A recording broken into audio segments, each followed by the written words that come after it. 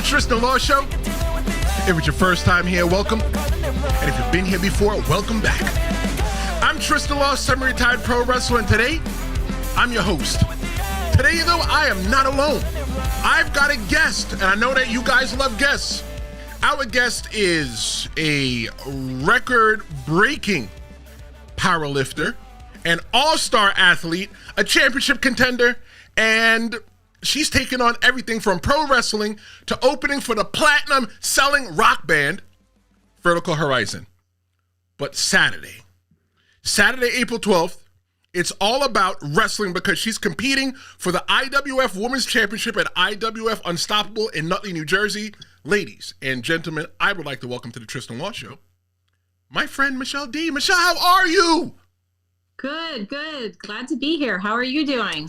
I'm doing good. I know that time is of the essence because everybody wants to get to know who you are, but I'm glad that you're able to take time out of your busy day today and introduce yourself to people who may not know who you are. Because I think that ladies pro wrestling is really popular, and I have women that actually listen to the Tristan Law Show. So maybe you can inspire somebody to get into the ring today, or at least stay out of the ring when you're in it. Yes, good point. Sure. So I am All-Star Michele Dee. I'm an IWF wrestler. I was trained at IWF school by Kevin Knight. I've been wrestling for 10 years, and I have been around the local scene, New York, New Jersey. And as you mentioned, coming up April 12th, I have another shot at the IWF Women's Championship, and I'm really excited to get back in there. I've been on a little bit of a hiatus. You know, you never really retire in wrestling. I heard you say semi-retired. That kind of happens, you know, you get away from it a bit. We had a whole pandemic along the way that took us out of the mix for a bit, but we do shows about 2 or 3 times a year. And by we, I'm also referencing Ken Reedy of the Ken Reedy Show, who you also know well, my boyfriend. But we're back at IWF for Unstoppable on April 12th. Well, you know, I've done a little bit of research on you, you know, because I know you, but I don't know you like that. So I did some research on who you are in the background. And I learned, first off, what I found out was completely insane. You know, you've competed in track. You've done cheerleading, dance, softball, kung fu, powerlifting. And let me tell you, I'm exhausted just reading all this. Did you ever take a break, or have you just been running on adrenaline since childhood? Probably running on adrenaline since childhood, yes. That's where I got my idea for the character all-star is really me. It's just amped up a bit. But I have been an athlete my whole life, even all 5'1" of me, just starting at an early age with gymnastics, dance, cheerleading, all the stuff that you mentioned. And it's always been just different hobbies. I love baseball. I've always been a big baseball fan. And then actually starting wrestling later on in life as a very serious hobby, but obviously the window of, you know, making it a career had passed, but that was sort of another just step in the journey. Okay. I have to ask about this because, you know, one of the most important things about pro wrestling is working out and lifting weights. But for you, Michele, you set a New York State deadlift record at 251 pounds. What was that moment like? And most importantly, did anyone challenge you to an arm wrestling match afterwards? It's funny. I have been challenged to arm wrestle. I'm not very good at it. I will say I'm very strong. When I was a kid, I used to beat all the boys, but like that's way back in like, you know, 4th, 5th grade when the girls were bigger than the boys. But I always lifted weights, and it was just something I enjoyed. I don't really know how I got into it to begin with, but later on when I did start powerlifting, Ken started powerlifting, and I went to one of the meets and I saw women around my size. There weren't many of them. There were maybe 2. And I looked at him and I said, I could do that. And that's kind of how I live my life, even in a way how I started wrestling was just I can do that. And I am strong, so it was kind of an easy thing. I deadlifted 200 pounds just without fully training yet. It came natural to me. When I played softball, I was always a catcher, so I attribute some of my strength from the squats you do for an hour and a half game as a catcher is basically doing squats the whole time. So anybody that gets in your way, that's 251 pounds, should be careful because you're going to pick them up. Can you press them over your head as well, too? I don't think I can press them. I may be able to. I have had women on my shoulders, airplane spins and things like that, but I have never physically pressed a human being. And the best part is that every day we get a new opportunity to try. But Michele, with all that background, was pro wrestling always in the cards for you? Or did you just wake up one day and think, something's missing in my life. Maybe I should just go body slam people. It actually was not. So growing up, my brother was not into wrestling. He was into baseball, so I was into baseball. So basically I was always a tomboy. I have male cousins. So we played Star Wars, R2-D2. We used to play Star Wars. We would play sports and stuff.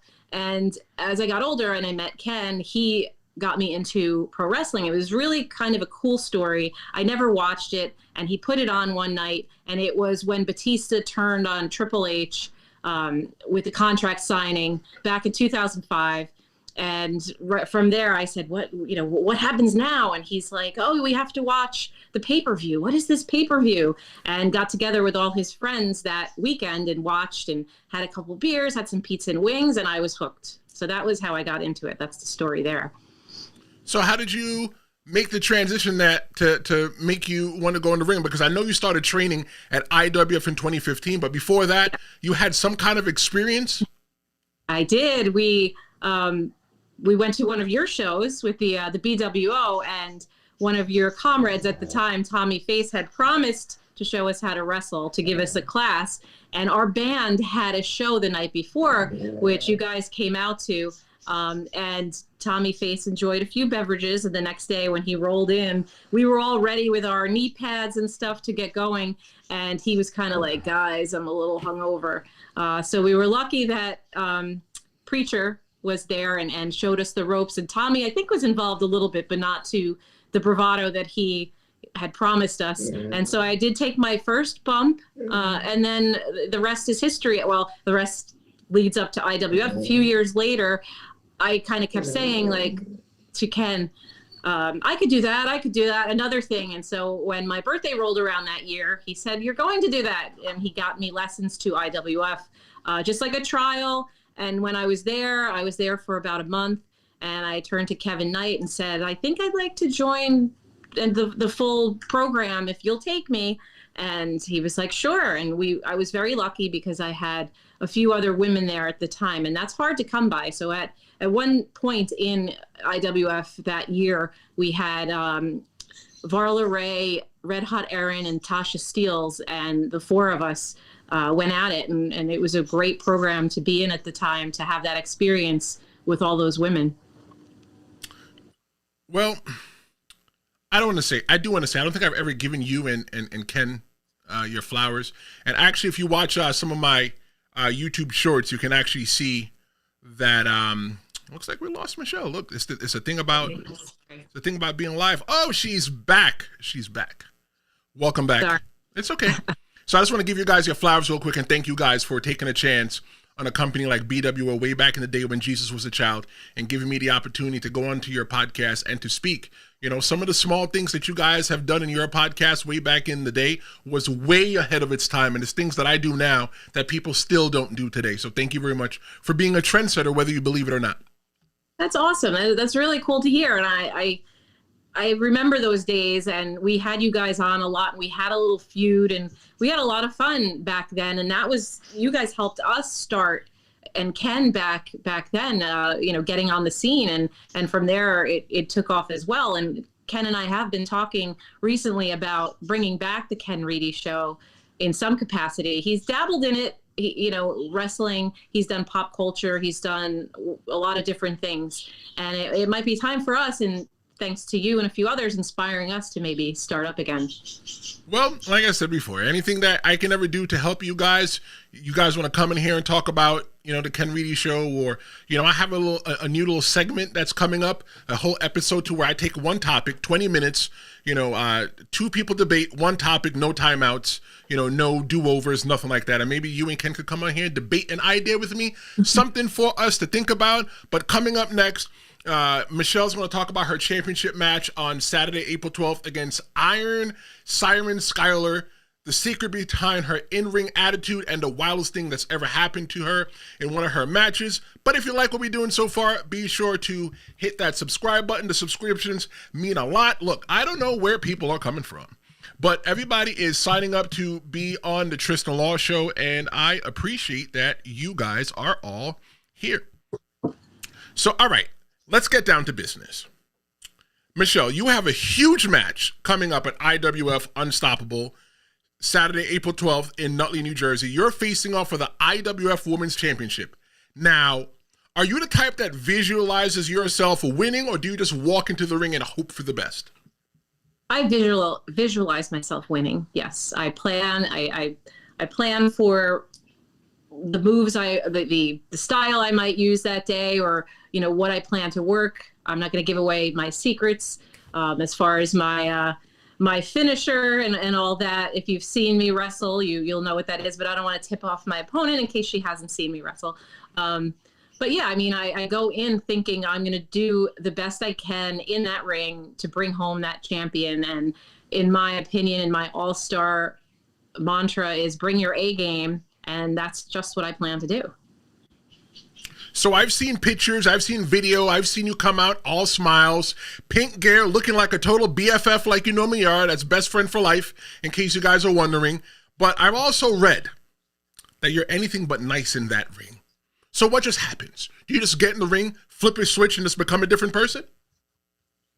I'm a fierce competitor. So don't let the pink, the smiles make you think that I'm just there as the cheerleader. I do enjoy the fans a lot. I enjoy the kids. They're so much fun. You got to give them their moment and their props and all that. And that's all genuine.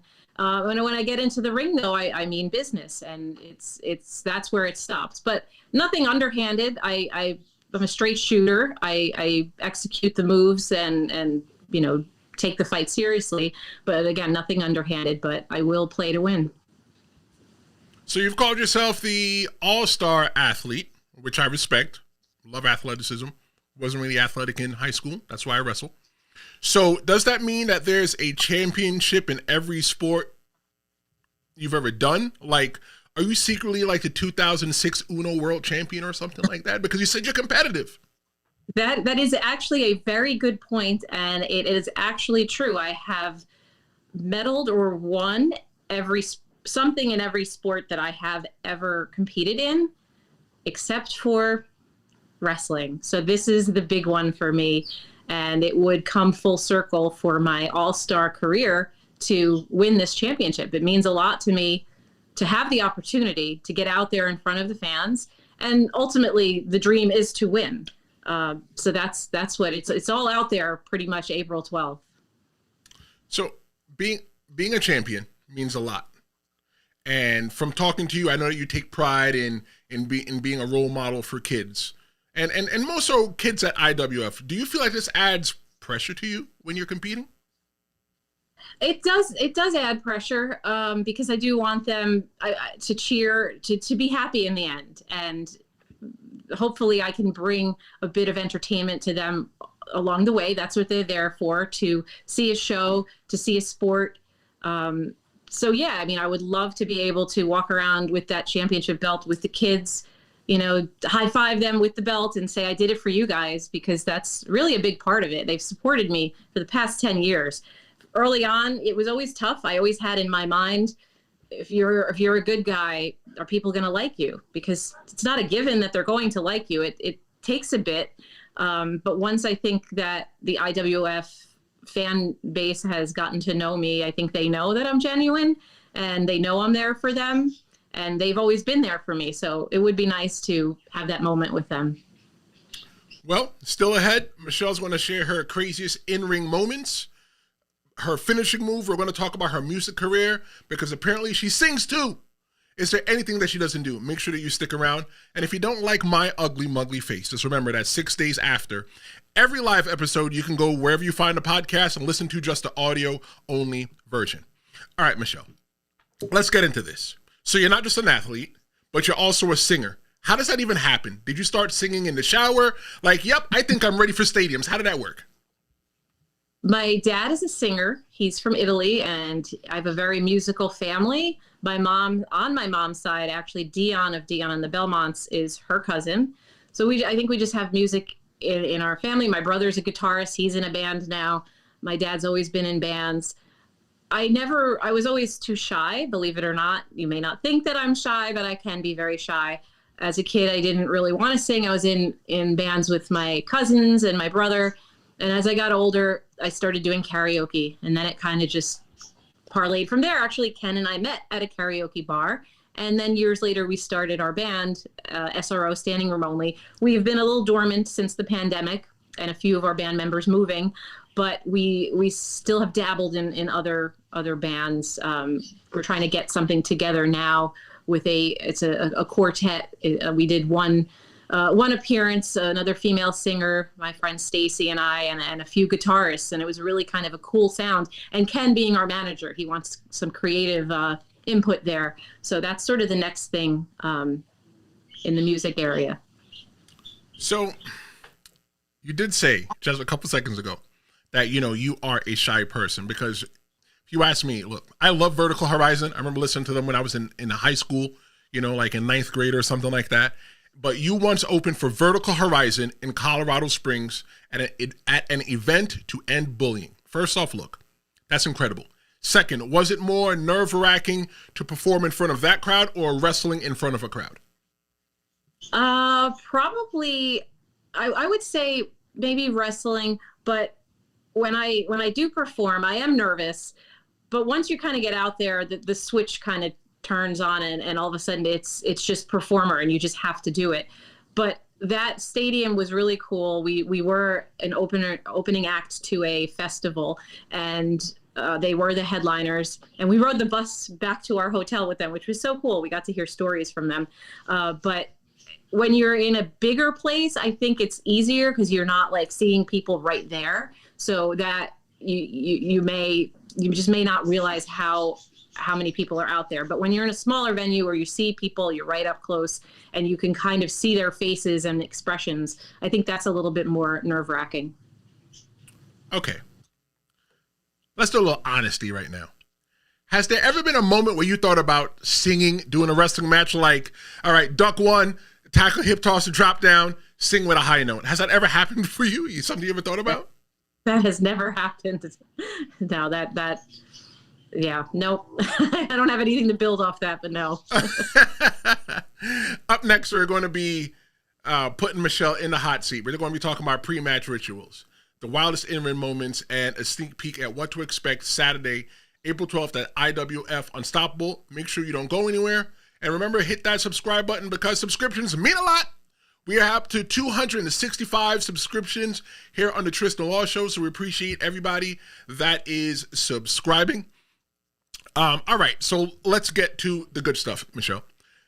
Every wrestler has a pre-match ritual. Some listen to music, some people meditate, some people just stare at the wall like an absolute maniac. Please tell me for you that it's the stare at the wall thing. It's pacing around, probably. I like to get to the show and get dressed right away, because I don't like that lingering over my head. I kind of I don't like the waiting around. I really don't. But there's stretching, and there's, maybe a few vanity curls, that kind of thing. Not eating. I don't like to eat. I don't want to be hungry, but I don't want to eat anytime close to the show. And it's really just mentally preparing and planning, and I don't stare at the wall, but probably a lot of pacing.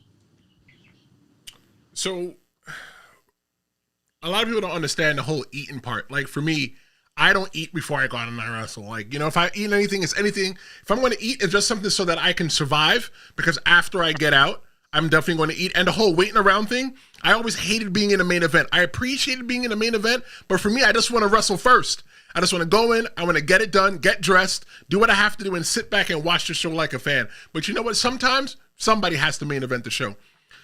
But you've been in mixed gender matches, tag team matches, single matches. Which one is your favorite and why? I actually do like tag team matches, and I feel like there's something about me that likes to have a partner, kind of like in the band. Ken's the lead singer, I'm the lead female, but he kind of drives everything and I'm a supporting character. Not to say that I don't enjoy a singles competition and not to say I'm not looking forward to this championship match, but as me as a person might be a little more comfortable having someone else to play off of, but don't let that fool you about singles competition, but that's the truth.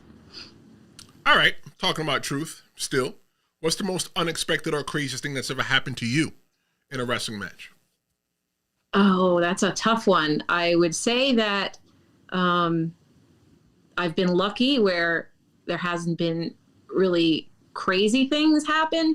I would say maybe I did wrestle Ken once and in a primetime show, a taping, and that was interesting because he's 6'1" and a big guy. It was unexpected, let's put it that way, but I did kind of get over on him. But the one thing actually that comes to mind is when I was managing once, we did a show. It was me and Sergeant Cash against America's Big Deal, Ken Reedy, and Luxurious Lynn. And I didn't have to wrestle, but the crowd was crazy. The kids were going nuts. They had this amazing match where the kids were chanting, "Shave your beard" to Ken, and I was, getting them going. And at the end, Lynn tried some shenanigans, and I got up there and gave her a chop. She jumped off the ring, horrified. The kids went crazy, and that was a really cool moment in my non-wrestling performance where I just felt like on top of the world. Like all the kids needed was that one chop, and they went nuts, and it was fun. All right, Michelle, it's almost that time. But before you go ahead and continue to get ready for April 12th in Nutley, New Jersey, what I would like to know, what is your last message? What is the message that you want your opponent to know before she steps with you into the ring with you for the IWF Women's Championship? So I have looked her up because I have not met her in person. I know that she is also an IWF alumni. She was in the youth clinic, so she's got some youth on me. However, what I may lack in youth is experience, is made up for, with experience. I'm a veteran now. I've been around for 10 years, and she seems like a tough cookie, but I am a very tough cookie myself. I think it's really going to be a good competition. I don't think she should underestimate me because I am the all-star Michele Dee. I think if she looks at me and thinks like, oh, this older woman is a pushover, she's going to be in for a big surprise. And I've got a lot of heart, and this means a lot to me to carry forward the IWF Women's Championship. So that's pretty much it. I think it's going to be a fair fight. We'll see. I know I plan on fighting fair, but I am bringing my A game. I mean, I think that she should probably maybe she should call out, or maybe she should find something else to do that day, because I'm sure that she weighs less than 251 pounds, and she might mess around and be the first woman that you press over your head. She better be careful. It could happen. I've been working out, training. Michelle, tell everybody where they can find you online, how to stay in the loop with every single thing Michele Dee. Sure. I am on Instagram. Michele 3D. I am also on TikTok. I believe it's Monty's All-Star Mama. So that's mainly videos of my dog. But Monty is the best, and I think he brings some smiles to people. He's a therapy dog. So shout out to Monty, who has been quiet during this whole thing. I wasn't sure if that was going to happen. But yeah, definitely Instagram is probably the place to be, Michele 3D. Well, everyone, that was Michele Dee. She's getting ready to go for the Women's Championship at IWF at the Nutley Rec Center. Let me show you that poster one last time. It goes down. Get your tickets at campiwf.com. You don't want to miss the action.